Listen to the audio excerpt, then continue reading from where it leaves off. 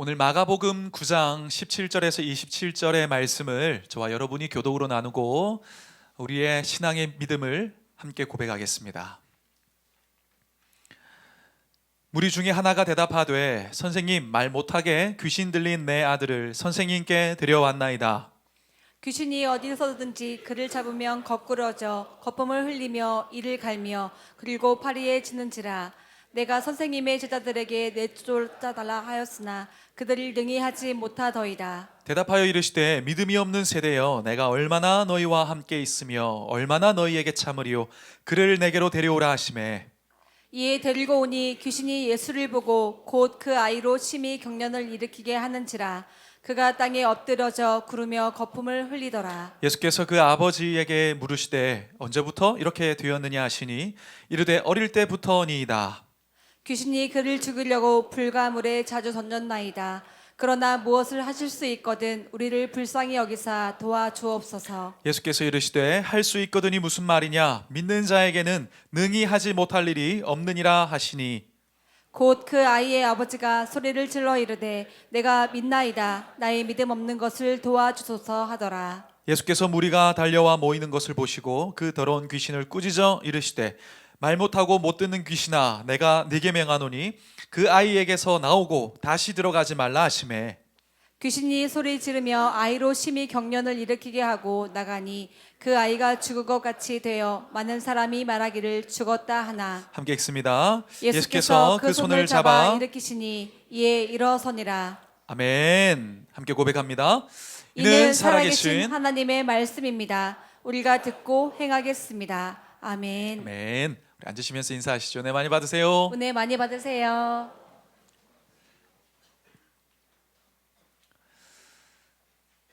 우리 지난 수요 생수 예배는 특별 세미나로 진행이 되었습니다. 우리 참석하신 분들도 많으시지만 그날 특별 세미나의 주제가 무엇이었냐면 인공지능 시대 오늘과 내일이라는 주제였고요. 지금 어떤 큰 흐름으로 이 인공지능이 활용되고 있고 또 활용될 것인지에 대해서 우리가 함께 나누는 시간을 가졌습니다. 그때 강사분의 이야기처럼 여러분, 인공지능 이 AI는요, 이제는 단순히 정보를 취합하거나 혹은 수식을 계산하는 이 정도의 수준을 이젠 이미 넘어섰습니다. 스스로 추론을 하고 결정하는 단계까지 갔습니다. 뿐만 아니라 인간이 6억 년 동안 열심히 계산을 해서 낼 수 있는 그 결론값을 이 AI는 1초 만에 낸다고 하더라고요. 엄청난 발전의 경제에 이르고 있는 거죠. 근데 여러분은 이런 기술의 발전, AI의 진보에 대해서 어떤 입장을 가지고 계십니까? 물론 한편으로는 우리를 편리하게 하고 또 우리의 생활을 윤택하게 해주는 부분이 있습니다. 근데 한편으로는 이런 우리가 살아갈 이 미래에 대한, 우리의 내일에 대한 이 판도를 바꿀 것 같은, 완전히 바꾸는, 우리가 예상치 못한 세상을 살아가게 하는 이러한 상황에 대해서 어떤 분들은 불안함과 일종의 두려움을 가진 분들도 없지는 않으실 것 같습니다. 우리 그 강의 중에서, 세미나 중에서 다크 팩토리 이야기도 나왔잖아요. 그러니까 불을 켜지도 않아요. 그러니까 AI들이 알아서 자기들이 찍어내고 제품을 만들어내는 무인 공장 시대가 이제 얼마 남지 않았다는 거죠. 코앞까지 왔습니다. 여러분, 이러한 일련의 흐름 가운데서 최근에 휴머노이드 로봇이 이슈가 되고 있잖아요. 이 아틀라스, 현대차 노조원 분들은 이거 도입을 지금 반대하고 있죠. 이게 도입됐을 때 어떻게 될 것인지가 예측되니까. 근데 여러분, 이런 시대의 흐름이 쓰나미처럼 몰려오고 있는데요, 이걸 우리가 막으려고 한다고 해서 이게 막아지는 것이 아닙니다. 우리는 이제는 새로운 방법, 새로운 방식, 새로운 생존 방안을 찾아야 하는 그런 시대를 이미 살아가고 있는 것입니다. 여러분, 기존 질서가 무너집니다. 기존 사회적 생태계가 사라지고 있습니다. 전통적인 산업이 무너지고 있습니다. 옛날에는 개천에서 용이라도 났는데 열심히 노력하고 최선을 다해도 이제는 결과를 보장받지 못하는 시대에 이미 진입했습니다. 근데 그뿐만이 아니죠. 우리가 사실 기술이나 문화 발전이 되면서 반면에 사람 간의 인간적인 관계들, 이건 또 어떻게 되고 있습니까? 너무 삭막해지고 있지 않아요? 여러분, 외롭고 고독할 때 마음을 터놓을 수 있는 그 사람이 있으십니까? 시대가 발전하면서 사람 간의 따뜻한 교류는 사라지고 외로운 인생, 삭막한 가정, 건조한 교회들이 많아지고 있습니다. 그래서 우리가 영적 생활하면서 우리가 목장 모임으로 모여서 함께 예배하고 함께 격려하고 중보하고 함께하는 이 중요성을 우리가 항상 강조하고 있는 거죠. 그래서 여러분, 이러한 시대를 살아가는 성도인 우리가 그렇기 때문에 잊지 말아야 할 영적 원리, 이 중요한 원리가 있습니다. 무엇이냐면 주님을 믿어야 회복이 된다는 거예요. 회복되는 것 같은 현상이 아니라 진정한 회복, 주님 안에 있고 주님을 믿을 때 회복이 이루어진다는 것입니다. 주님을 믿을 때에 우리의 영혼과 인생이 따뜻하게 온전히 회복됩니다. 주님을 믿을 때에 우리의 가정이 사랑 안에서 회복되어집니다. 주님을 믿을 때에 교회가 각성하고 건강하게 회복되고 나라와 민족이 회복될 수 있습니다. 회복의 주권, 그 처음과 시작, 알파와 오메가는 바로 주님 안에 있는 것입니다. 여러분, 인공지능이나 이런 기술을 잘 다룬다고 우리가 진짜 회복을 경험할 수 있을까요? 우리가 구원받을 수 있습니까? 그렇지 않습니다. 믿음이 구원과 회복의 유일한 길이라는 것을 우리가 알고 따르는 이 영적 지능이 있어야, 우리가 이 지혜를 발휘하여 그렇게 살아가야 진짜 우리의 인생 가운데 우리를 살리는 그런 회복을 우리가 경험할 수 있다는 것입니다. 예수 그리스도 안에서 참된 회복의 놀라운 축복의 은혜를 누리는 그런 우리 성도님들의 삶과 가정이 되시기를 주의 이름으로 축원합니다. 오늘 성경의 본문은 바로 그 믿음의 중요성에 대하여 우리에게 이야기해 주고 있습니다. 오늘 본문은 이렇게 시작됩니다. 무리 중에 하나가 대답하되 선생님, 말 못하게 귀신 들린 내 아들을 선생님께 데려왔나이다. 귀신이 어디서든지 그를 잡으면 거꾸러져 거품을 흘리며 이를 갈며 그리고 파리에 지는지라 내가 선생님의 제자들에게 내쫓아달라 하였으나 그들이 능히 하지 못하더이다.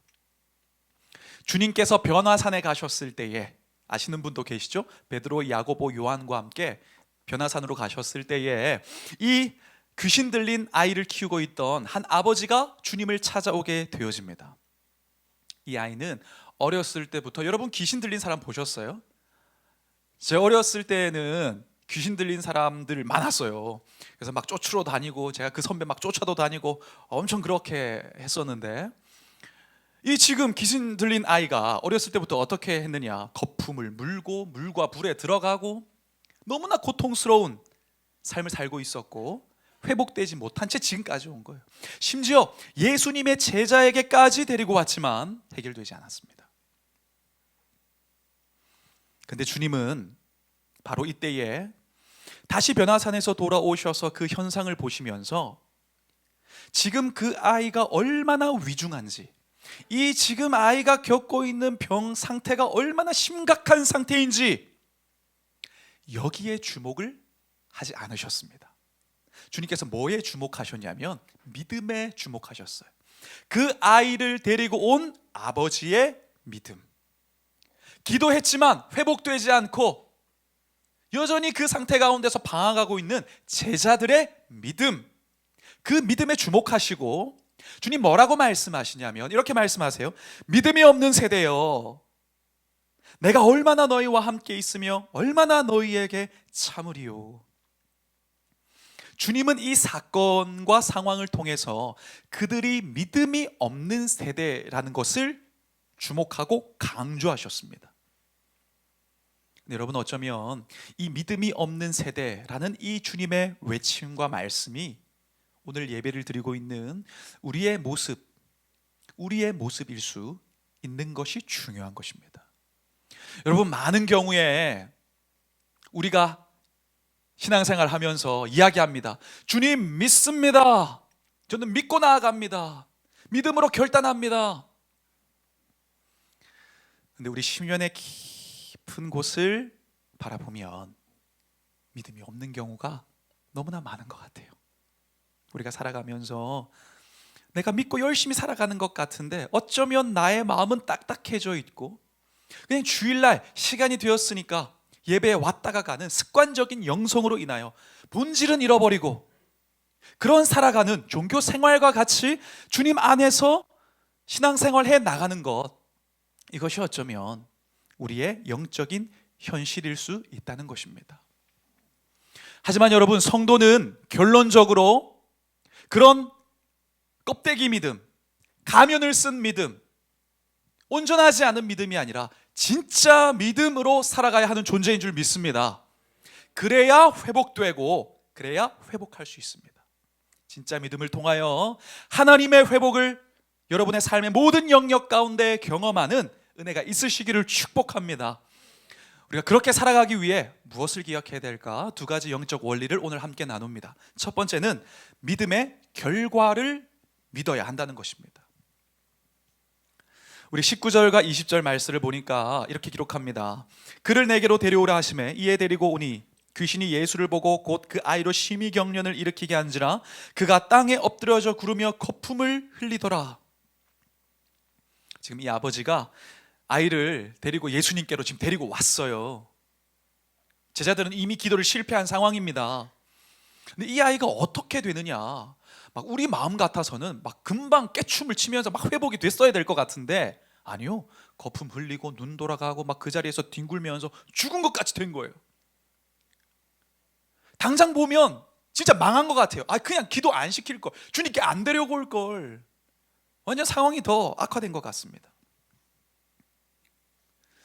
네, 여러분, 우리가 신앙생활하면서 우리 역시도 살아가며 우리의 믿음이 망가지고 주님 안에서 뚫어내지 못하는 이 마음 때문에 좌절하게 될 때가 바로 이런 지점일 때가 너무나 많습니다. 주님을 믿고 될 줄 알고 정말 간절한 갈망으로 내 문제, 내 자식, 나의 경제적 상황, 나의 병 다 끌어안고 주님께 나와왔는데 아무 일도 일어나지 않거나, 아니 오히려 상황이 더 악화될 때에 차라리 기도 안 할 걸, 차라리 그냥 내가 아무것도 안 할 걸, 오히려 상황이 나빠질 때가 있다는 거죠. 그러나 여러분, 아직 실망하기는 이릅니다. 주님이 끝났다고 말씀하시기 전까지는 끝난 것이 아닙니다. 여러분, 먼저 마침표 찍고 상황을 덮고 이제 끝났다라고 절망하지 마시고, 여러분 소망합니다. 믿음의 결과를 믿으시길 바랍니다. 상황, 과정, 순서 내가 다 알 수 없고 혼란스럽고 다 이해할 수 없지만 믿음의 결과는, 주님께서 이루시는 믿음의 결과는 결코 믿는 자를 배반하지 않습니다. 주님은 주님의 뜻을 이루시고 실패로 끝나지 않게 하신다는 거예요. 믿음으로 사는 자는 믿음의 결과를 보게 되어 있습니다. 믿음의 눈으로 보면 사실 이 아이가 경련을 하고 막 죽은 것처럼 되어지는 것은 진짜 인생 망하고 애가 죽은 것이 아니라 진짜 회복이 되고 있다는 증거였어요. 주님께서 이제 제대로 일하고 계시고 참된 회복을 주고 계셨다는 사인이었습니다. 근데 사람들이 볼 때는 죽은 것처럼 된 거예요. 이건 단지 사탄이 떠나가기 전에 마지막 발악을 하는 것과 다름이 없었어요. 그러니까 보이는 현상만을 가지고 판단할 수 없었다는 거죠. 여러분, 우리가 수술대에 올라가면 메스가 배를 가릅니다. 피가 뿜어져 나옵니다. 환부가 드러납니다. 볼 때는 흉측하죠. 그러나 그게 진짜 회복의 시작점인 거잖아요. 우리가 볼 때는 이거 상황이 너무 답이 없는데, 지금 이렇게까지 주님께서 하시는 지금 나의 처지가 이해가 안 되는데 생각할 수 있으나, 여러분, 가장 어두울 때가 새벽이 오기 직전입니다. 바로 그때가 주님 준비하시고 주의 때를 예비하고 계시는 가장 강력하게 일하시는 때이라는 것을 우리가 잊지 말고 믿음의 결과를 믿는, 과정도 순서도 다 모르지만 그러나 믿음의 결과를 믿고 더 한 걸음 믿음으로 나아가는 그런 주님이 기대하시는 믿음의 소유주가 되시기를 주의 이름으로 축원합니다.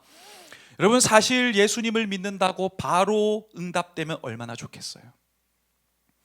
많은 사람들이 그게 형통이라고 생각합니다. 야, 교회 갔더니 당장 다 해결되네. 만사 형통. 근데 여러분, 진짜 형통은요, 내가 원하는 때에 다 이루어지는 것이 아니라 지금은 힘들고 어려울 수 있지만 믿음의 결과를 믿고 끝까지 버티고 그럼에도 기도하고 그래도 인내하며 한 걸음씩 나아가 주님이 예정하셨고 주님이 그리셨고 주께서 목적하셨던 그 축복의 결과를 누리게 되는 것, 주님이 원하셨던 결과를 얻게 되는 것, 여러분, 그게 진짜 형통입니다. 우리는 주님께서 찾으시는 믿음을 가지고 있는지, 내가 기대한 믿음이 아니라 주님께서 기대하시고 찾으시는 믿음을 내가 갖고 있는지를 늘 점검해야 합니다.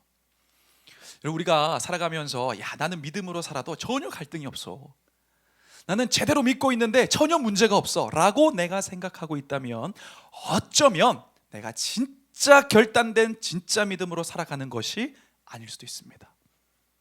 진짜 믿음으로 살면 충돌이 있을 수밖에 없어요. 진짜 제대로 내가 믿고 살아가면 문제가 없을 수가 없습니다. 하지만 그럼에도 믿음의 결과를 믿고 나아가고 기도하며 인내하고 주님을 신뢰하고 끝까지 전진하는 것, 이것이 주님께서 기대하시는 믿음, 사람들이 알아주는 믿음이 아니라 주께서 인정하시는 믿음이라는 것을 우리가 기억하면서 그런 주님 기대하시는 믿음의 소유주가 되어 우리의 어떤 삶을 마주하는 그 순간이라고 할지라도 배반하지 않는 믿음의 사람이 되어 끝까지 전진하는 우리가 되었으면 좋겠습니다. 여러분, 잊지 마십시오. 사탄의 목표는 우리를 망가뜨리는 겁니다. 믿음에서 멀어지게 하고 주님으로부터 떨어지게 만드는 거예요. 어떤 방법을 통해서라도. 그래서 사단이 제일 잘하는 게 뭔지 아세요? 은혜 받을 만한 때에 시험하는 거예요. 은혜가 충만해지려고 할 때에 걸고 넘어지는 거예요. 내가 기도하려고 할 때에 속상하게 하는 거예요. 내가 결단하려고 했는데 유혹하는 거예요. 저는 어렸을 때 그렇게 캠프 갔다 오면 친구들하고 싸우고, 그렇게 해서 야, 내가 이제 믿음으로 진짜 제대로 한번 해봐야겠다, 그러면 또 막 부모님하고 다투고 홀랑 다 까먹어요. 여러분, 사단이 우리가 은혜 받으려고 하면 절대 가만히 두지 않습니다. 진짜 우리 하나님이 주목하시고 예정하신 축복을 누리려고 하는 바로 직전에 넘어지게 하고 시험 들게 하고 쓰러지게 하고 교회 떠나게 하고 하는 그 사단의 전략을 여러분, 우리가 미리 읽고 어떻게 해야 될까요? 성령님이 말씀으로 우리에게 감동 주실 때 즉각적으로 민감하게 반응하며 순종하는 그런 지혜로운 영적 지능을 가진 그런 우리가 되었으면 좋겠습니다. 사탄은 어쨌든 우리를 무너뜨리려고 합니다. 그러니 여러분, 보이는 현상, 보이는 세계, 지금 내가 육적으로 느껴지는 나의 앞의 문제 때문에 먼저 포기하지 마십시오. 마침표 찍고 끝났다, 먼저 결론 내지 마세요. 지금 우리가 싸우는 싸움은 물질적으로 우리가 육적으로 살아가고는 있으나 우리가 성도라면 눈을 열어 우리가 알아야 하지 않겠습니까? 우리의 모든 전쟁은 혈과 육에 대한 것이 아니라 우리를 넘어뜨리고 쓰러뜨리고 결국 주께서 예정하신 그 미래를 향하여 나아가지 못하게 만드는 사단과의 영적 싸움입니다. 그러니 여러분, 우리의 정서가, 우리의 문제가, 우리의 감정이 보이는 것이 우리를 흔들고 무너뜨리고 믿음에서 떠나가게 할 때에 우리 어떻게 대응해야 합니까? 영적으로 대응하고 민감하게 반응하고 순종으로 충성하고 주께서 마음껏 우리에게 일하실 수 있는 그 기회를 주님께 드리지 않고 주께서 일하지 않는다고 이야기한다면 그게 얼마나 모순된 신앙생활이겠습니까? 여러분, 믿음으로 반응하고 믿음의 결과를 믿고 나가시는 여러분 되시길 축원합니다. 오늘 본문은 그러한 믿음의 결과에 대하여 이렇게 소개하고 있습니다. 예수께서 그 더러운 귀신을 꾸짖어 이르시되 말 못하고 못 듣는 귀신아, 내가 내게 명하노니 그 아이에게서 나오고 다시 들어가지 말라 하심에 귀신이 소리 지르며 아이로 심히 경련을 일으키게 하고 나가니 그 아이가 죽은 것 같이 되어 많은 사람이 말하기를 죽었다 하나 예수께서 그 손을 잡아 일으키시니 이에 일어서니라. 그 병이 1년짜리든 10년짜리든 하나님께 중요한 게 아니었어요. 주님께 중요한 게 아니었어요. 주님이 명령하시니 모든 것이 온전하게 눈물이 기쁨으로 그 질병이 회복으로 변화되었습니다. 이게 믿음의 결과인 것입니다. 치유하시고 살리시고 새롭게 하시고 온전케 하시는 그 예수 그리스도의 권세가, 그 주님의 권세가 지금 우리에게도 주어졌으니 우리가 영접하는 자, 그 이름을 믿는 자들에게는 하나님의 자녀가 되는 권세를 주셨고 그 하늘의 열쇠, 천국을 풀고 여는 그 은혜와 권세를 우리에게 주셨으니 여러분 상황 가운데 주저하지 마시고 먼저 절망하지 마시고 하나님께서 우리에게 기대하시는 그 믿음으로 끝까지 나아가는 우리의 인생이 되었으면 좋겠습니다. 성경은 믿음이 무엇인지에 대하여 우리에게 이렇게 분명하게 말씀하십니다. 히브리서 11장 1절 보니까 믿음은 바라는 것들의 무엇이라고요? 실상이요. 실상은 아래에서 떠받치는 기초라는 의미인데요, 당시 용례로는 권리증서, 법적 보증서라는 의미로 이 용어가 사용되었습니다. 지금으로 따지면 집문서 정도 되겠죠? 분양 권리증, 등기부 등본 이 정도 될 거예요. 이게 바로 실상이라는 것입니다. 좀 더 설명을 드리면, 여러분 만약에 아파트를 분양받아서 이제 권리증도 받고 다 됐다고 칩시다. 여러분 한 10년 전에 우리 세정씨 기억나세요? 먼저 오신 분들? 야, 그 뭐 진짜 황량했잖아요. 저기 이마트 있는 저기도 주변에 아무것도 없었어요. 이마트 들어오길래 세상에 이거 지금 어떻게 하려고 지금 이마트가 들어오나 막 그런 생각도 했던 게 엊그제 같습니다. 근데 여러분 만약 외부 사람이 그냥 와서 지나가면서 봤다면 그냥 황량한 벌판인 거죠. 그러나 분양 계약서, 권리증을 가진 사람이 그 땅을 보면 어떻습니까? 이미 집은 지어진 거예요. 이미 실상인 거예요. 그 권리증을 가지고 대출을 받으려고 하면 대출해 줍니다. 이미 그 계약서 자체가 그 집 자체이기 때문입니다. 아직 완성되지는 않았지만, 벽돌 한 장 올라오진 않았지만 이미 된 거예요. 여러분 우리의 믿음이 그런 것입니다. 당장은 눈에 보이지 않고 당장은 벽돌 하나 올라가지 않은 것 같아도 우리가 믿으면 주의 때에 믿음의 결과를 보게 된다는 것입니다. 현실은 괴롭고 막막해도 주님을 믿으면 믿음의 결과를 보게 되어 있습니다. 그것이 우리의 모든 상황에 대한 우리의 영적 결론이 되시기를 축원합니다. 여러분 믿음은 하늘과 땅을 잇는 통로입니다. 하늘의 것, 보이지 않는 영적 세계와 보이는 세상을 연결하는 통로가 바로 믿음입니다. 그럼 그리스도인은요? 보이지 않는 하나님의 약속, 보이지 않는 하나님의 언약, 이걸 내가 진짜 믿음으로 내 삶 가운데, 우리 가정 가운데 실제가 될 수 있도록 순종하여 풀어내는 그 존재가 그리스도인인 거예요. 이엔 바운즈가 그래서 믿음에 대하여 이렇게 이야기합니다. 하나님의 약속이 성취되는 길을 여는 촉진제다. 이 믿음으로 담대히 인생을 살아가시길 소망합니다. 결국 오늘 본문을 보면 평생 눈물과 아픔과 좌절과 실패와 절망 가운데 살았던 이 귀신 들린 아이와 아버지는 그 눈물이 기쁨으로, 그 질병이 회복됨으로 건강으로 회복되었습니다. 믿음의 결과인 것이죠. 사람은 우리를 배신하고 상황은 우리를 떠나가도 믿음은 믿는 자를 배반하지 않습니다.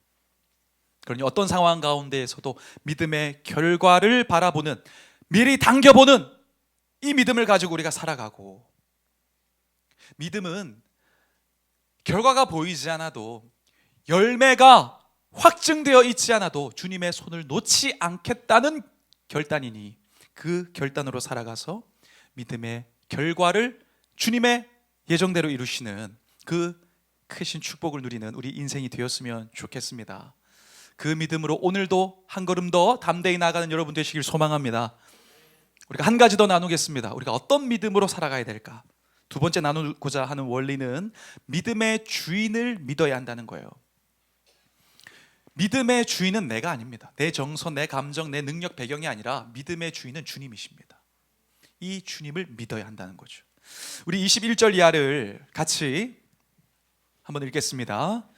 예수께서 그 아버지에게 물으시되 언제부터 이렇게 되었느냐 하시니 이르되 어릴 때부터니이다. 귀신이 그를 죽이려고 불과 물에 자주 던졌나이다. 예수님께서 그 아이의 아버지에게 고통의 시점을 물었습니다. 언제부터냐? 아버지는 대답합니다. 어릴 때부터니이다. 그러니까 이 아이의 입장에서 보면 이 아이의 입장에서 평생을 고통과 두려움 가운데 산 거죠. 근데 여러분도 아실 겁니다. 아이가 고통스러웠지만 아버지는 더 고통스러웠을 거예요. 심지어 이 아이가 그렇게 되어졌을 때에 뭐 어쩌다가 한 번씩 1년에 한 번씩 그렇게 막 뒤집어지고 막 경련을 일으키고 그렇게 한 게 아니라 아버지는 뭐라고 이야기해요? 자주 물과 불에 던져졌습니다. 이 자주라는 것은 계속해서 반복적으로 때가 됐을 때마다 그때마다 수없이 반복된 행동을 말하는 표현입니다. 그러니까 이 아버지가 얼마나 고통스러웠을까요? 애가 막 뒤집어지고 있는데 아무것도 할 수 없어. 막 거품 흘리고 막 눈 돌아가는데 그냥 무능하게 바라만 봐야 돼. 하는 것마다 실패해. 얼마나 마음이 좌절됐겠어요? 얼마나 인생이 무력했겠습니까? 더군다나 마지막 남은 희망, 예수님의 제자들에게까지. 예수님도 안 계셔. 예수님의 제자들에게 기도 부탁했더니 아무 일도 없어요. 야, 이거. 그러니까 예수님께서 오셔서 예수님을 마주하고도 이렇게 이야기하는 거예요. 그러나 무엇을 하실 수 있거든 우리를 불쌍히 여기사 도와주옵소서. 주님 뭐라도 하실 수 있으면 도와주세요. 가로 열고 안 되면 말고요. 해봐도 안 되는 거 저도 알아요. 뭐라도 하실 수 있으면, NIV 성경에서는 이런 뉘앙스로 표현합니다. 만약 뭐라도 할 수 있으면, 조건부잖아. 이게 창조주 앞에 할 말은 아닙니다. 그러나 이 아버지의 마음은 이미 상해 있었어요. 왜 이 아버지가 그렇게 이야기를 했을까요? 지금 이 아이의 아버지의 기준은 과거에 있어요. 실패했던 경험, 안 됐던 상황, 좌절하고 실패가 반복되었던 그 기억들, 거기에 기준이 있는 거예요. 그리고 예수님의 제자들에게 데리고 와봤는데 여전히 안 되는 현실, 여기에 기준이 맞춰져 있는 거예요. 그러니 예수님께서 앞에 계셔도 불신의 마음을 가진 겁니다. 주님은 그런 그의 생각을 그 즉시로 바꾸셨습니다. 우리도 즉시 이렇게 변해야 합니다. 23절 보니까 같이 읽겠습니다. 예수께서 이르시되 할 수 있거든이 무슨 말이냐 믿는 자에게는 능히 하지 못할 일이 없느니라 하시니. 아멘. 할렐루야. 믿으십니까? 믿는 자에게는 능치 하지 못할 일이 없다. 여러분, 이 말은요, 주님이 그 아버지의 멱살 잡고 야 너 정신 안 차려? 믿어, 딱 믿어, 이렇게 압박하신 게 아니에요. 너 왜 옛날에 네가 경험했던 그 과거, 그 경험, 너 거기에 묶여있니? 왜 너의 상처, 안 된다고 좌절했던 그 감정에 너 묶여있어? 되고 안 되고는 내가 결정하는 거야. 능력의 기준을 바꾸셨어요. 아이가 가지고 있던 이 절망 앞에서 실망했던 이 아버지의 믿음의 기준점을 완전히 새롭게 붙잡으셨습니다. 이건 주님의 영적인 선포인 거예요. 네가 하는 거 아니야. 내가 하는 거야. 이건 설득도 아니에요. 이건 선포입니다. 왜 안 된다고 하느냐? 믿는 자에게는 능치 못함이 없는 거야. 주님의 온전한 영적 주권을 알려주시고 선포하셨습니다. 그렇습니다, 여러분. 우리가 믿음 이야기를 나누는 이 한 달의 오늘 첫 시간인데요, 꼭 기억하시면 좋겠어요. 믿음은 내 판단으로 나의 배경과 능력을 근거하여 내가 할 수 있는 것을 쥐어짜내는 열심과 에너지나 노력이 아닙니다. 진짜 믿음은 믿음의 주인이신 주님을 믿는 것입니다. 보이지 않고 들리지 않고 느껴지지 않고 근거가 없고 아무것도 소망이 없어도 그것을 이루시고 우리에게 믿음을 출발하게 하셨고 믿음의 주이시고 온전케 하시는 예수 그리스도, 믿음의 주인을 믿는 그 믿음이 우리가 가져야 될 진짜 믿음이라는 것입니다. 우리도 답답한 인생, 수많은 문제들 앞에 서면 안 된다고 실망할 때가 있죠. 저만 그렇습니까? 우리의 모습이잖아요. 맞다, 믿음으로 살아갑니다. 그러나 믿음만으로는 안 됩니다. 이런 애매하고 회색 지대에 있는 것이 우리의 모습일 때가 참 많습니다. 하지만 다시 강조하지만 믿음은 나의 근거, 나의 경험을 믿거나 나의 능력을 믿는 것이 아닙니다. 믿음은 믿음의 주인이신 주님을 믿는 것입니다. 나를 향한 주님의 사랑, 포기하지 않는 주님의 지혜, 끝까지 책임지시는 주님의 온전하고 신실하신 그 계획과 뜻과 사랑과 그 신실하심을 믿는 것, 믿음의 주인이신 주님을 믿는 것, 나를 믿는 것이 아니라 내 옆 사람을 믿는 것이 아니라 내가 나를 설명해 주는 배경과 사람들의 말을 믿는 것이 아니라 나를 사랑하시는 주님을 믿는 것, 이게 진짜 믿음입니다. 난 안 돼, 해봐도 안 돼, 챗 GPT도 안 된다 그랬어, 확률적으로 안 돼. 여러분, 나의 무능함으로 주님 그래서 안 되는 거죠? 하실 수 있거든 뭐 좀 도와주시고요, 안 되면 말고요. 나의 능력과 한계와 제한된 무능력으로 주님을 설득하려고 하지 마십시오. 믿음의 주인이신 주님을 믿으시길 바랍니다. 그 믿음대로 주님 되게 하실 줄 믿습니다. 예수님께서 이렇게 말씀하시니까 아이의 아버지가 어떻게 반응했는가? 이렇게 반응합니다. 24절에 보니까 곧 그 아이의 아버지가 소리를 질러 이르되 내가 믿나이다, 나의 믿음 없는 것을 도와주소서. 이걸 ESV 성경에서는 이런 뉘앙스로 번역을 합니다. 믿는데 믿음이 없습니다.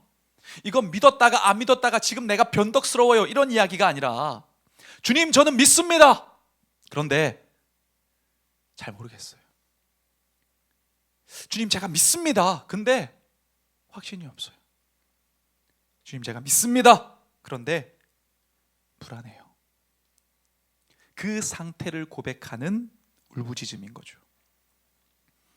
여러분, 우리도 어쩌면 주님 제가 믿습니다, 우리 오늘 찬양했잖아요. 나는 믿네, 손 들면서 찬양했습니다. 근데 우리의 고백이 그렇지 않습니까? 주님 저는 믿습니다, 근데 잘 모르겠어요. 주님 저는 믿습니다, 근데 두려워요. 주님 제가 믿습니다, 근데 확신이 없어요. 그런 우리의 고백, 우리 10년의 내면이 그렇게 외치고 있다면 여러분, 그때에도 우리를 향하여 뻗쳐진 주님의 손은 거두어진 것이 아닙니다. 그러니 그때에 괜찮은 것처럼, 문제없는 것처럼 가면 하나 쓰고 멋있게 살아가지 마시고 주님 앞에서 고백하시길 바랍니다. 주님, 나의 믿음 없음을 도와주십시오.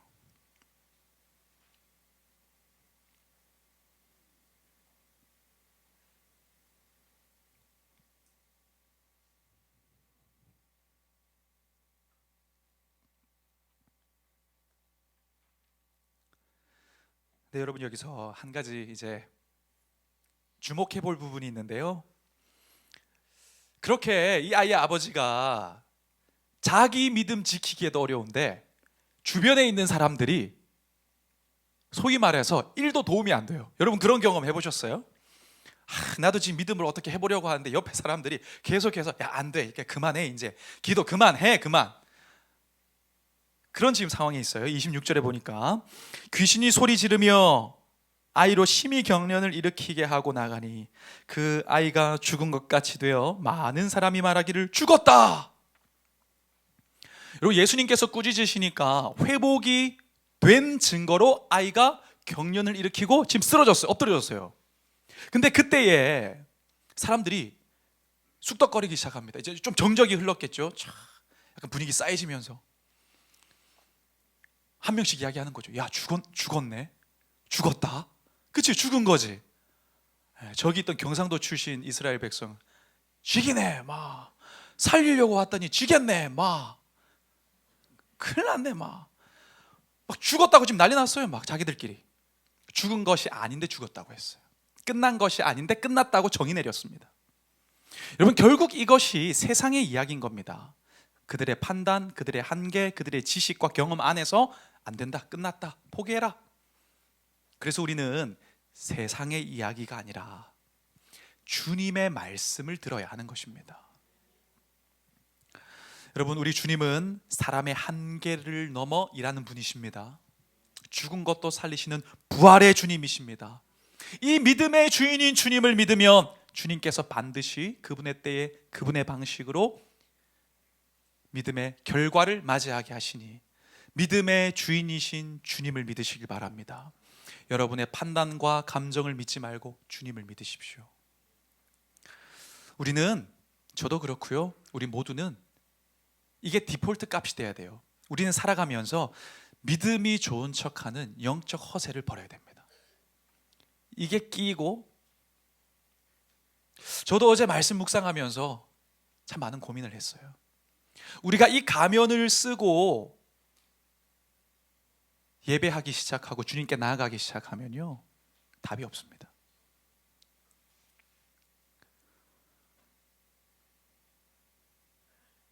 여러분, 우리 직분이 중요한 게 아니에요. 신앙 연수가 우리의 믿음을 보증하는 게 아닙니다. 양육 많이 받으면 시험에 안 드나요? 내가 대단한 과거가 있으면 유혹에 넘어지지 않나요? 우리가 주님 앞에 해야 할 건 하나밖에 없어요. 가면 벗는 겁니다. 그리고 고백하는 겁니다. 주님, 저의 믿음 없음을 도와주십시오. 괜찮은 것 같은데 괜찮지 않습니다. 저의 믿음 없음을 도와주소서. 그때 우리의 약함을 강함으로 바꾸시고 우리의 무능함을 능력으로 회복시키시고 나는 할 수 없지만 하시는 주님의 역사를 경험하게 될 줄 믿습니다. 믿음의 주인을 온전히 인정하는, 그리고 따르는 영적 지능을 소유하시길 바랍니다.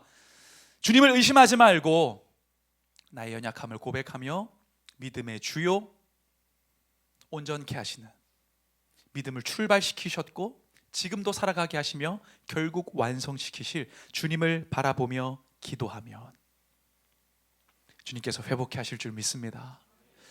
말씀 맺으러 갑니다. 일본의 도자기 공법 중에서 킨츠키라는 공법이 있는데요, 도자기가 깨어지면 그 보통 버리잖아요. 근데 버리는 게 아니라 금을 가지고 중간에 떼어서 깨진 조각들을 이렇게 다시 붙이는 거예요. 그럼 완전히 새로운 작품이 되고, 이렇게 완성된 도자기는 이전의 가치와는 전혀 다른 아주 고부가 가치의 그런 작품이 된다고 합니다. 여러분, 우리의 인생도 마찬가지인 것 같아요. 우리의 인생에 깨어진 부분이 있잖아요. 여러분, 어떤 부분이 깨어져 있으십니까? 여러분이 꿈꿨던 여러분 자신에 대한 존재와 정체성에 대한 부분이세요? 야, 내가 이 나이가 되었는데 내가 지금 뭐 하고 있나? 그런 마음이세요? 아니면 경제적인 부분이십니까? 자녀의 문제이세요? 건강의 문제입니까? 어떤 삶의 문제가 여러분을 두렵게 하고 여러분의 심령을 깨어 흔들어 믿음에서 떠나게 하고 있으세요? 그러나 여러분, 깨어진 게 믿음으로 붙으면 더 놀라운 작품이 됩니다. 깨어진 삶이 믿음으로 붙으면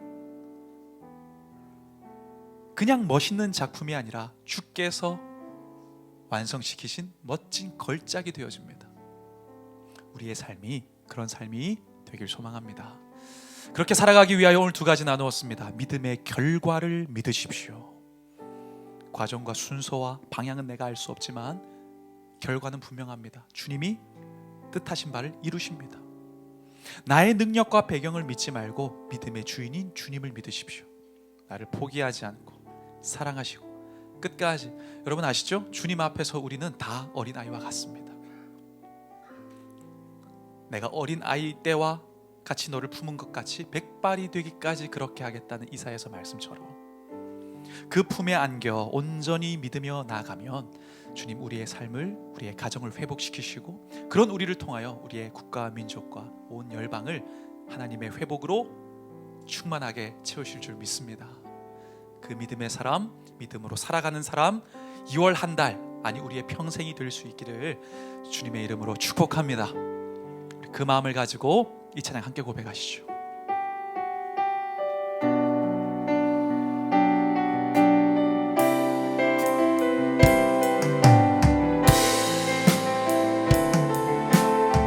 나의 믿음의 고백으로 올려드립니다.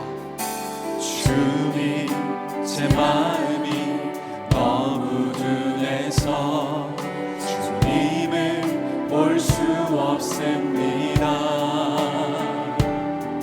이 땅에 속하여 이 땅만 보다가 주님 손을 놓쳤습니다. 나는 나름대로 왔는데 왜 주저앉게 되었나. 나는 정직인데 언제부터 내 삶의 주인이 되어버렸나. 믿음이 없이는 기쁘시게 못하니 고뇌 수고도 다 헛될 뿐이라.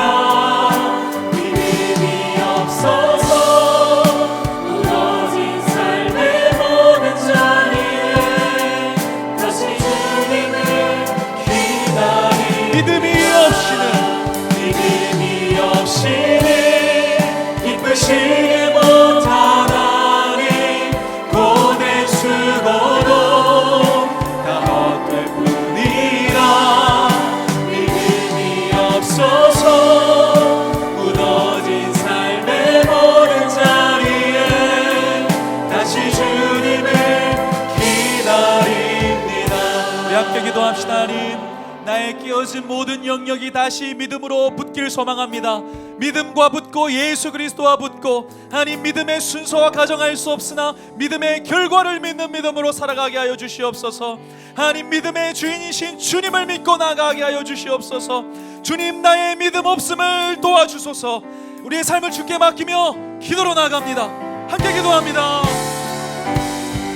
사랑의 아버지 믿음이 없이 기쁘시게 못하나니 우리는 연약하고 부족하나 주께서 모든 우리의 인생을 완성하시니 하나님 우리의 삶을 우리의 결론과 판단으로 보게 하시 않사 믿음으로 끝까지 전진하며 나가는 우리의 인생이 되게 하여 주옵소서.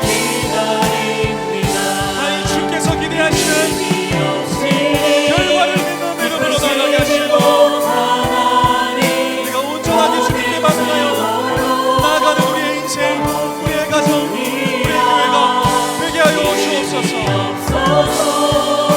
무너진 삶의 모든 자리에 다시 주님을 기다립니다. 그 믿음으로 나아갈 때 주께서 결론을 맺으실 것을 신뢰하며 우리의 모든 간절함을 예수 그리스도 이름으로 기도합니다. 아멘.